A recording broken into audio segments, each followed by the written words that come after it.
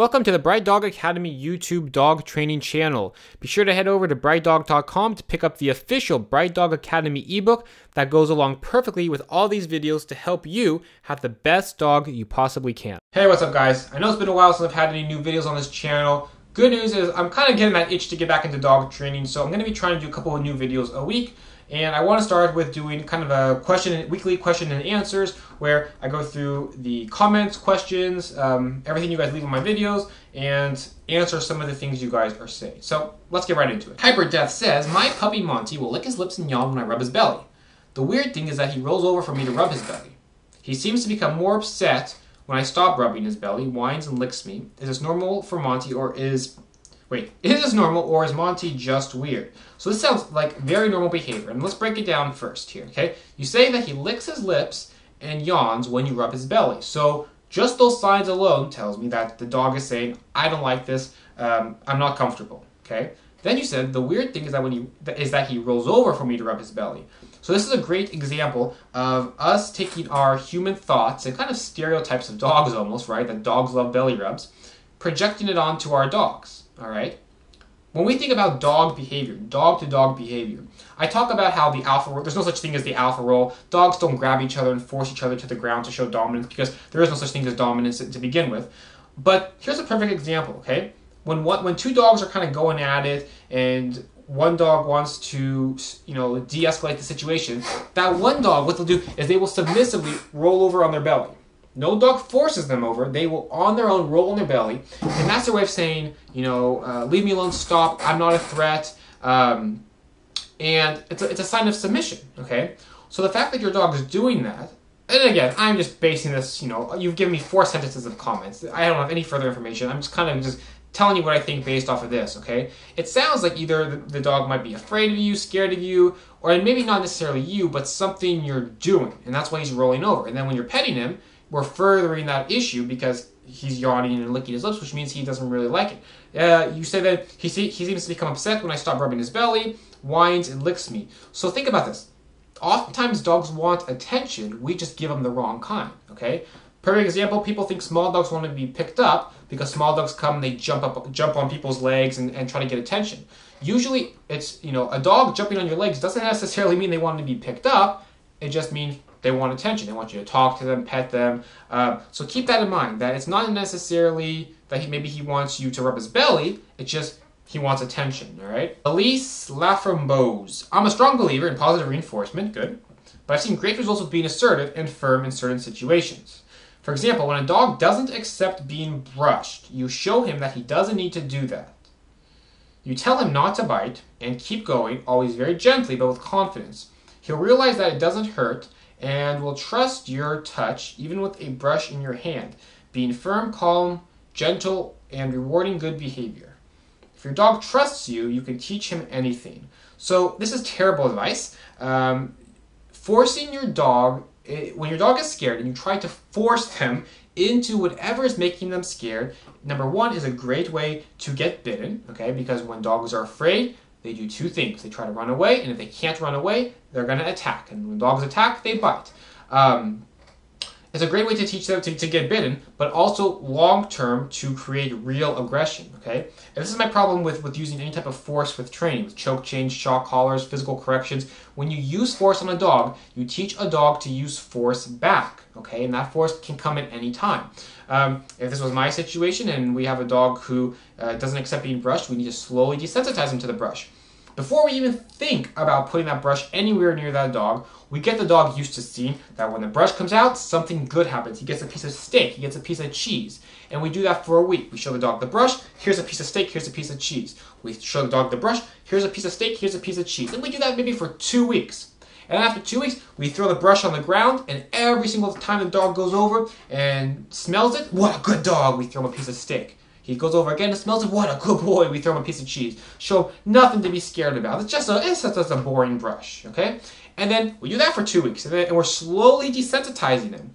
And then pretty soon, after another 2 weeks, a month has passed now, we pick up the brush. We don't even brush the dog yet. We take the brush, we very gently tap the dog with the brush, just making contact. We pull it away, and if he doesn't react, what a good boy. We give him some more steak, some more cheese. we slowly desensitize the dog to the brush. And 6 weeks later, we're ready to start brushing the dog. The dog goes, oh, I don't care what the hell this brush is. Every time this thing comes out, I get steak, I get cheese, I get hot dogs. Where's that brush? I love this thing. And we turn it into a positive experience. Forcing your dog to try to do something is a terrible idea. You're going to get bitten, or someone else is going to get bitten, and you're going to teach your dog long term that aggression and force works. Derek Barrios, and this is why your dog growls when you try to hug it. This guy's an idiot. Watch a couple episodes of Cesar Millan to gain knowledge from the hands-on experience. I've never seen one of Caesar's dogs growl at him. This guy is a clown. I would love to put up the clip of Caesar getting bitten multiple times of dogs just to show this guy, since he's clearly missed those episodes. I won't do that today because I'm saving it for another episode. I think, I don't want to say too much. People know my feelings on Cesar Millan. I think he's an idiot. I mean, for crying out loud, if you have to put on an educational dog training show, before the show even starts, please do not attempt any of the things you see on this show. I think that should be a red flag alone, okay? If dog training is not something that you should... It should be a freaking dangerous thing, okay? If you train your dog correctly and you're using, positive methods, there's no reason that people should be discouraged from trying what they see on TV, okay? I'm not going to waste any more time with Caesar. Okay, number 1, Terrence DeBose says, now I'd love to see someone with a Shar-Pei. Shar-Pei are not only one of the oldest dogs, but a very difficult dog to train. And most people end up throwing them out from lack of knowledge to their history and behavior. The Shar-Pei is also one of the smartest dogs, other than the Collie and Dalmatian. So Shar-Peis are not quite as smart as Collies, and Dalmatians are generally not regarded as highly intelligent dogs, certainly not the level of Collies, Poodles, Rottweilers. But the interesting thing here is where you said that Shar-Pei are not only one of the oldest dogs, but a very difficult dog to train, okay? So when people say dogs are difficult to train, my dog is stubborn, things like that, that really isn't a true statement, okay? No one breed of dog is necessarily harder to train than another breed of dog. It really comes down to consistency with what you're doing with the dog and the methods you're using of training, okay? Now, intelligence with dogs is certainly a very real thing. Different breeds of dogs certainly are more intelligent than other breeds. And a breed of dog that is highly intelligent is not necessarily easier to train than a dog who is less smart, okay? A highly intelligent dog, they'll pick up basic obedience very quick. I could probably teach, Max, okay? Max is a Rottweiler, smart breed. As a puppy, he learned how to sit in a week. He nailed it, okay?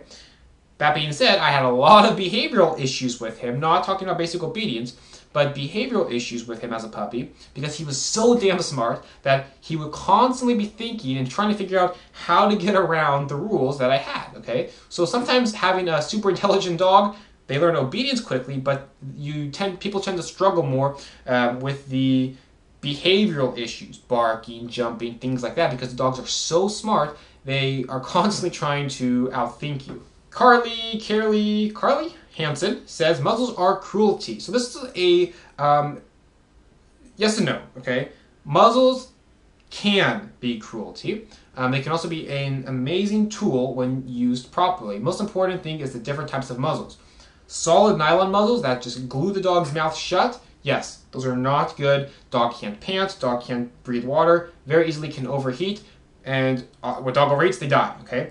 Basket muzzles, where you've probably seen them, the big, they look awful, but they're great. They're the big muzzles that come out like this. They look like a wire cage almost. Dogs can pant, they can drink water, you can feed them treats through it. Those muzzles are much, much, much safer. Now, muzzles, remember, are a band-aid, they're a tool, they're not something that solves any sort of behavioral problem. They're something that you use as a tool while you're either doing a training exercise, while you're performing a medical procedure, while you're doing a grooming procedure, the dog's nails need to be cut, something like that. So muzzles, when used properly, and when the right type of muzzle is used, are not cruel. However, yes, they can be abused, just like anything else can be abused, to be cruel. So just a couple things on muzzles there. Clinton says, both my parents are veterinarians. I am a trainer and going into veterinarian medicine. I'm going to leave this as kind and simple as possible. You're fucking stupid and your information is false. So let me give you some advice, because, you know, there is such a large disconnect between veterinarians and trainers. And the reason, at least the last time that I checked into this and looked into it, is that when people go through veterinary school, they get very, very, very, very little training when it comes to actual behavior. And just myself alone, I've talked to so many veterinarians who have completely changed the advice they give because I've had conversations with them and I've explained, you know, things that they were doing in the past, how things have changed, and not just explaining it, but actually showing proof, okay? So, you know, I hope that, you know, if you're going to become a veterinarian, I think we're probably quite similar in the fact that we both care about animals, right? You're taking care of the medical side, and I care very much about the behavioral side. I can't help people that don't want to be helped, and that's kind of why I haven't really done any of these responses before. But, you know, keep this in mind. Just as much as veterinary medicine evolves, okay? 30 years ago, probably treating dogs for cancer, people would have laughed at. And now, that it's such a common thing, okay? Training techniques have changed as well. And if you are willing to learn new veterinarian procedures, learn new ways to treat dogs medically, I hope that you would be open to learning new ways of working with a dog on the behavioral side as well. Miss, how would you like to effing figure out a puzzle in order to eat your food? Rude. So puzzle toys, you know, I talk about a lot of why I don't believe in food bowls, and I don't like, I think it's a waste of food. You know, would I like to work for my food? Yeah, I probably would enjoy doing that. But regardless of what I want to do, I know my dog enjoys it, okay? And not only does he enjoy it, it's mental stimulation, okay? Think about the average person's dog, okay? We get up at 7 a.m. and we go to work, and then we get home, what? I don't know, at 7, okay, let me give a little different ideas.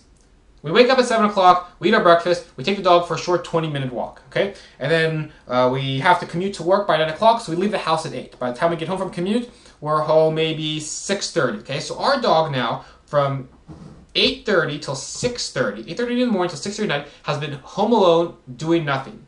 Just laying there, okay? Not doing nothing, really. Then we get home, and we give them their meal in their big food bowl. That's gone in 20 seconds. We take them for another 30-minute walk. And now we go to sleep. And now we're coming home, the dog's going to hang out, and the dog's going to go to sleep for another 12 hours. That's not a great life for a dog, okay? That happens 5 days a week, right? So if I can take my dog's meal and put it in a puzzle toy and give it to him before I were to leave for work, and I know that puzzle toy is going to take him an hour and a half to get his food out of, and then I have another one that he can eat out of, you know, later in the day that automatically dispenses, and I give him another one at night to eat his food out of, all of a sudden now we've occupied 3 to 4 hours of his day with lots of mental stimulation. I mean, there's nothing necessarily wrong with feeding out of a bowl. It's just, I think it's a waste of food. We could give our dog so much more by, you know, feeding him out of puzzle toys. It's just something to really consider using. Raxa IO Games, please read. I teach my puppy bite inhibition, but when we play tug of war or chasing, he gets too excited and then he bites my legs and arm. I do the reaction and then he stops, then we play again, and when he gets excited, he bites again. Sometimes my reaction just makes him bite more. When he's calm, he doesn't bite. Sorry for my English, but by the way, he growls so much when we play tug of war, I can't teach him to let go. So, when you're playing, okay, growling, biting, those are normal, again, just when we're just looking at this from the perspective of the dog, those are very normal behaviors. If two dogs are going to play with each other, they're going to growl, they're going to bite, they're going to bark at each other. That's a very normal thing. The issue is when he's biting your legs and arms, if he's biting harder than you would like, or if you don't want him to bite at all. I know when I roughhouse with Max, after we're done roughhousing, I have red marks, you know, on my arm. He's not breaking the skin, but I have red marks from his teeth because we play very, very, very rough. And I'm okay with that. I've encouraged it this whole time. He's got great bite inhibition. He's never once broken my skin, and I know that, so that's why it's okay for us to play rough. But for you, you know, if this is an issue for you, timeout can be a very useful thing, and reverse timeout, okay? So you're playing, your dog gets too excited, and the second that he bites, that he nips you, you go away, all right? If you're playing in the backyard, the second he bites, into the house you go, and you wait. You're not mad, you're not angry, there's no bad dog, you just leave. You take yourself, you're removing the thing the dog loves, which is you, and playing with you, as the punishment. You go inside for 10 seconds, after 10 seconds, you come back out. You play, oh, come on, let's play, good boy. and he nips you again, boom, inside you go for another 10 seconds, okay? And the dog starts to learn that, hey, every single time that teeth go on my owner, she leaves, all right? And pretty soon the dog goes, okay, well, if I want her to stay out here and I want her to continue playing with me, I can't put my teeth on her. All right, guys, I hope you enjoyed this kind of question and answers. I'm going to try to do this, once a week, maybe twice a week even. So feel free to continue commenting. Any comments, questions are welcome, whether you have a question about how to do something, you want to, tell me why I'm wrong, you agree, you've used my method and you agree, I read everything. I'm happy to answer any questions, so, don't be shy. Most of you guys aren't. You seem to have no problem letting me know how your true feelings are, which is great. I encourage you to keep doing that. Yeah, keep commenting. Be sure to subscribe, hit the like button on this video, and I will see you guys next week. Take care.